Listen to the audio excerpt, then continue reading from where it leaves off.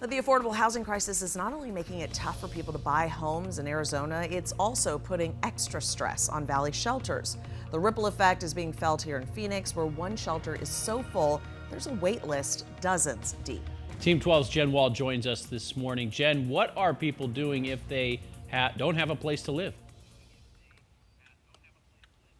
Yeah, good morning to you, Joe and Rachel. This is a really hard situation for a lot of families around the valley, around Arizona. So UMOM Shelter tells us that they have a wait list 200 families deep. So that's more than 200 people. You have to imagine, most families are 2 or more people. So these families are living in cars, they're living on the street, or they're bouncing around from couch to couch until they can find a more permanent place to live.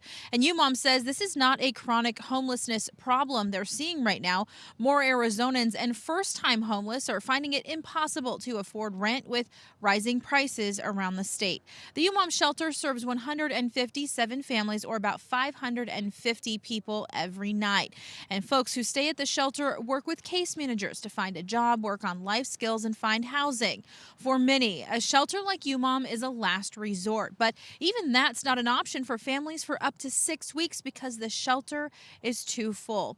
UMOM says they're starting to see more evictions because of COVID struggles, and they're working on plans to make more space as soon as they can.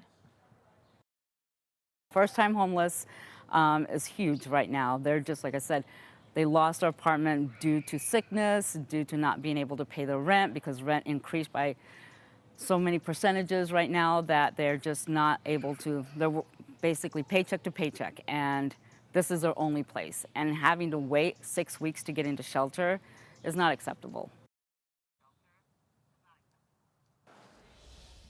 Yeah, really hard to hear that this morning. UMOM says when they're looking around for apartments for a lot of the people that are staying at their shelter, they're not expecting things to really start opening up until at least February. So coming up live here in just a little bit at 5 a.m., we talked with the state's housing director. There's a new program out that's helping people in Arizona pay their mortgages if they've fallen a little bit behind because of COVID.